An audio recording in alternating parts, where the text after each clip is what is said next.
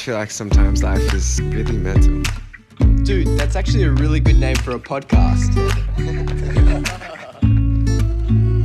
Even when you lose all hope, you go deeper than you've gone. Hold on till you can't no more.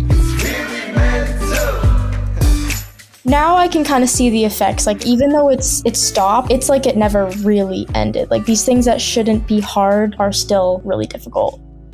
Hey everyone, welcome to Really Mental, a podcast where we want you to know no matter who you are, you're not alone in what you're going through. Today we have a very exciting episode, so make sure you follow, like, subscribe, and follow us on our socials and rate us 5 stars, please. Make sure to follow us at Really Mental Podcast. And again, today's a really interesting conversation. We have Ava Rose Boyne from Canada. Today we're talking about stalking and Ava's relationship with social media, even just reading up about her, Harry. I think this is going to be a really interesting chat, and I'm excited for everyone to listen. Harry, what are your thoughts on stalking social media? I think I can't really talk on the stalking part as much because I've never been stalked, and I've never stalked, obviously. But I think from the social media aspect and life on the internet, like, it can be a really dangerous place, and that's what we learnt by talking to Ava and her experiences. Like, people aren't always who you think they are because they have this screen in front of them. They think that they're invincible just because they have that. And I think that we really saw that through Ava's journey and her story about what she had to experience, which for me at least opened my eyes. But I think personally, I think that everyone should be careful with their life on the internet. And I think that there should be some sense of caution with meeting up with random people or like interacting with random people. And I think that protecting yourself on the internet is a vital thing that kids should be learnt and taught in today's society. 100%. I mean, what you're going to hear today is pretty interesting, I think. It's definitely a different side. Sometimes when you look at creators on the internet, again, it's tough to understand, that they're real people sometimes because you just see usernames, right? Like for us, you just see our username. But, what people say on the internet, what you choose to write to these creators, it actually has an effect on them because they're humans. So I think it's beautiful because it's going to humanize Ava. And I really feel for some of the creators that have had similar stories.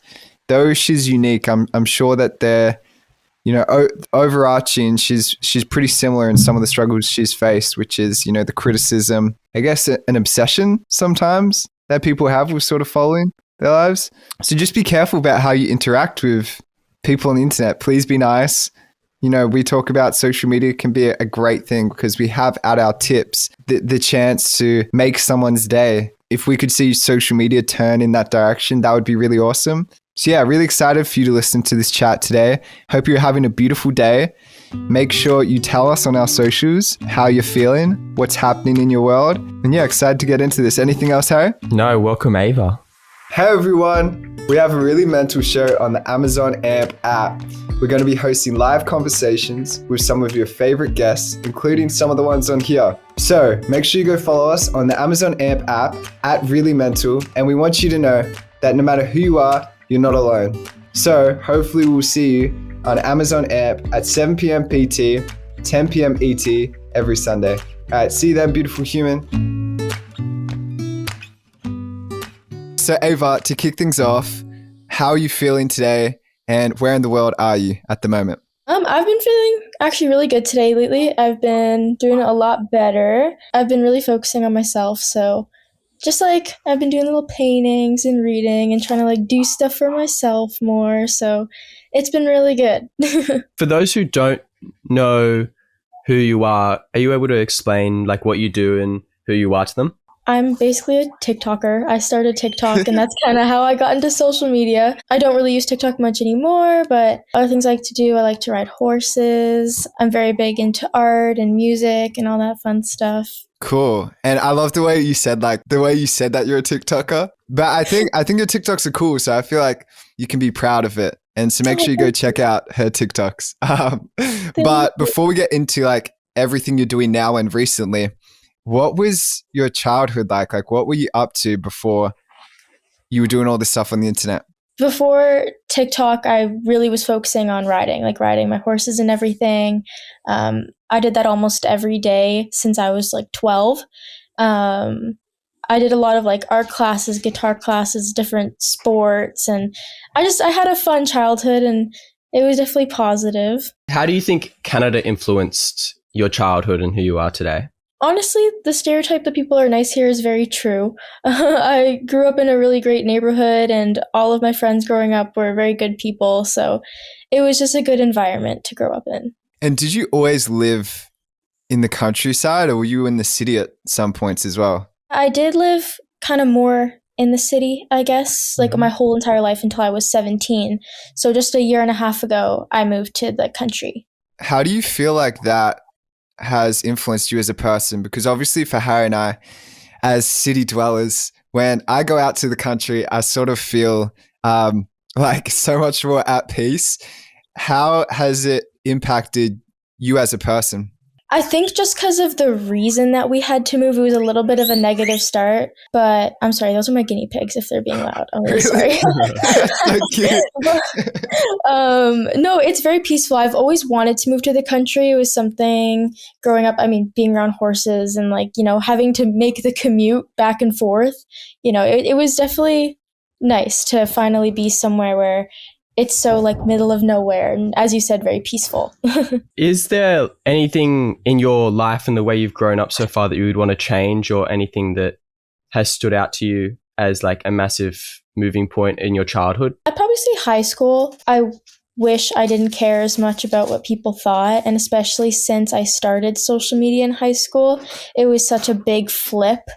And so like TikTok was so new at that time that it was such a strange concept to everyone. And I just always felt so out of place and insecure. And I really do wish I had a little more confidence to just kind of not care what people thought. So I had a better high school experience. We obviously talked to quite a few people that are similar to yourself in the sense that, very successful, have these beautiful communities they've built. And it's interesting because for a lot of them, that community that they've built, it almost comes from actually the opposite, like not fitting in high school, even before social media. Do you feel like that was the case for you, or do you think that when you started doing TikTok and doing well on the internet, that was the thing that separated you? I think it was the internet and social media that kind of separated me. I feel like it definitely changed a lot of people's opinions of me, because it's just and like I don't blame a lot of people. It is kind of like a weird, especially because of how new it was. Again, it's like a weird concept. And so it definitely did kind of switch things up, and it really flipped just everything for me. How did you find making friends in high school? It was really difficult. I've always had really bad anxiety, especially social anxiety. So especially being around a bunch of teenagers who also use TikTok, I just always felt like I had these eyes on me. So I never really went up to people, and I never really introduced myself or tried to talk to new people. And I kind of found myself with just the same little group of friends kind of the whole 4 years. I think that would be super relatable for people generally. Like I even remember in high school for me, like, when you post something on social media or something, like people at the school would still talk about what other people would like post. So I can only imagine what it would be like for you. Harry, did you experience like anything like that? Because you were doing social media in high school as well, weren't you? Yeah, I think that everyone knows who you are, and everyone will know you as like the social media kid, or like the person who's like the TikToker kid, or like the model kid. And I think they always just like will say just little remarks. And I think it's commonly the younger years, not even your own year. Yeah. What were some of the things that people were saying to you? The word cringe was brought up a lot. And I don't blame them. Some TikToks, they can be cringy. It's okay. And especially when you're making content to like relate to people, sometimes they can come off as cringy, but it still hurt a little bit to hear. And of course, people always kind of picking on how you look, or being like, oh, she's not all that, I don't see what people see in her, and like all those kind of things. It's like just so many negative remarks that just didn't need to be said and were so unnecessary and hurtful. How did you deal with that? Honestly, I didn't deal with it very well. I'll be very honest. Like there wasn't really something that I did to kind of overcome it. I started not going to school or skipping out on classes or taking Ubers home, just not feeling comfortable there. And that's kind of where I wish I just kind of ignored it, because it did mess up a lot of my high school for me. I've always had one best friend through high school who I've been able to kind of vent to and talk to, and he's helped me a lot. So he was definitely an outlet for me. You know, high school can be so brutal, right? And I feel as though the experiences we have in high school are unique, yet also on a broad level. Like, I feel like everyone sort of goes through these things of trying to figure out your place, especially in this weird ecosystem, which, you know, isn't really replicated in the same way again, when you're forced to like see people every day. Is there any wisdom you could impart after going through that for someone who is like really struggling at the moment? Honestly, I think you have to remember that the only opinion that matters is your own. And I know that sounds very like, you know, everyone says the same positive things as advice, but it's because it's true. You know, these people, you don't know them. Their opinion should not matter. It has no substance if they don't know who you are. And especially if it's about how you look, then you just have to kind of think, they must be insecure if they're picking on my looks without even knowing who I am. Yeah. And it's not a reflection of you. It is definitely a reflection of themselves. When you kind of start pushing that to the side and just focusing on yourself and the positive things will just keep coming to you. Yeah. So gratitude, is that something you've practiced like actively, or do you just find yourself be more grateful these days? I just find myself to be more grateful. I think, you know, when you're going through it, you find yourself to be a little like, oh, I wish I never started this, or I wish I never did this. My life would have been so much easier. But, you know, you already started it, you already did it, and it's happening.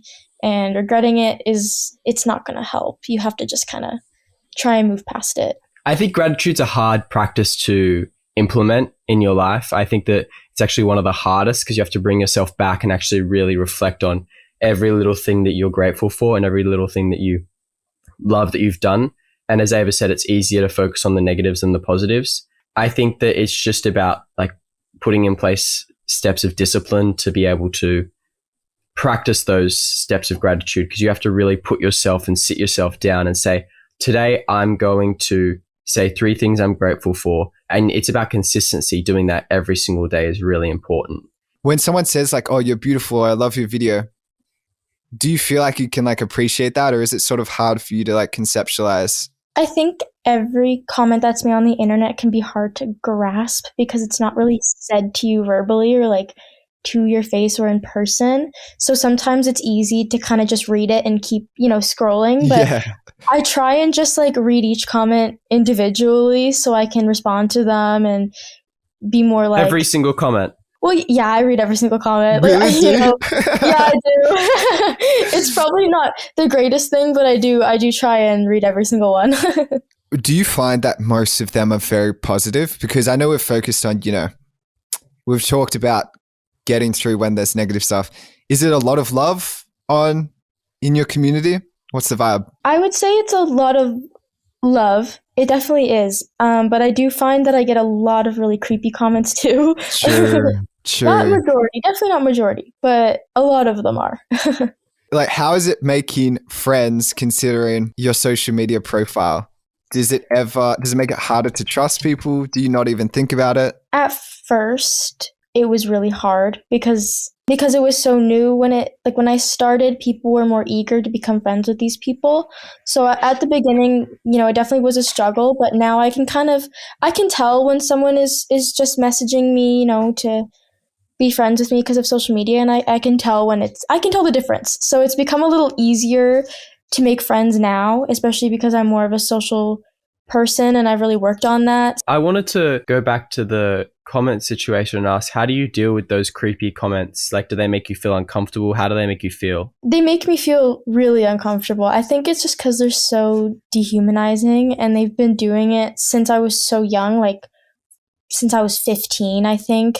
And, you know, I know a lot of them are so much older. So it's just it's really hard to read them without kind of feeling this uncomfortable feeling. It's not a great thing, but I've gotten very used to it at this point, I think.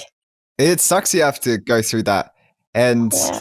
I don't know how many creepy messages Harry gets, so I'm not going to speak for I him. get so many. Personally, it doesn't really affect me, but mine are like, I know like mine are from like women. Mine aren't from like guys, they're from like women. But it's a different type of thing. It's not the same as Ava's. I think if I had a bunch of old dudes in my DMs or comments saying things when I was like 15, that'd be a completely different story. And if you go through that, then what tips would you have, Ava? What do you do to process it? It is okay to feel uncomfortable. It's okay to cry if one of them is, worse than the others, and it's okay to be upset about it. But, try and just ignore it. And like, if you see it, what you did, like send it to your friends and try and just like laugh it off is kind of what I've always done. Like I send it to a group chat and I'm just like, oh my God, look what this guy said to me. Like, oh my God, it's so weird. Or look at this TikToker who's way too old that is messaging me. Haha, like that kind of thing, The internet's just such a weird place. And I want to relate this to an article I read about Ava. It was a Vice one. It must be even more difficult to deal with for you considering you've had that experience. Can you tell everyone sort of a bit about that story as much as you want to go in depth about it? It kind of started off with like, he messaged me 3 months before he hacked me and my best friend kind of saying like, I have something planned.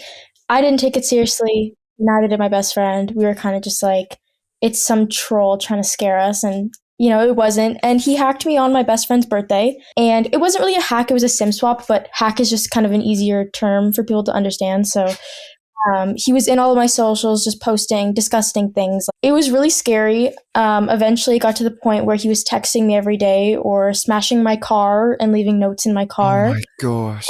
Saying if I didn't meet up with him, he'd kill my parents in front of me and take me, like just those kind of things. And it definitely made a lot of the DMs and the comments I got more sensitive, I'd say. Like it triggered me a little more because now it's real. Basically, I was told the whole entire time by the police, like, he's not going to get caught. Like, you're just going to have to wait until he stops.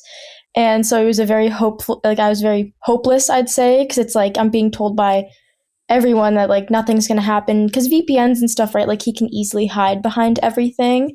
But he sent me a text and in the like 0.0001 seconds it takes to hit that little button, his VPN turned off, like just for that little like millisecond. And that's how they got his location. So I got like one text from him. And then that night, I got the call kind of saying like he's been arrested. It's a terrible thing that happened. I'm also just really curious by it because I've never heard anything like this, but it probably happens so often. That's the thing. Like it probably happens more than we think. Was he an old man, young guy? Like I remember when it was happening, I was 16. He said he was 23. But then recently, his birthday was kind of released and he's actually, he's 22 or 23 now. So that's really traumatic. Honestly, I think the only reason I was able to like not kind of go crazy during it was I had a really good, stable group of friends and one of them had a house. So in a gated community, which was perfect. So I was there pretty much the whole time it was happening because I wasn't allowed to be home. So I think being there surrounded by my friends and kind of treating it like it wasn't real, like it was a movie, kind of made it a little easier to grasp. But now I can kind of see the effects, like now that it's happened and it's done. So like even though it's stopped, it's still like it's like it never really ended. Like these things that shouldn't be hard are still really difficult.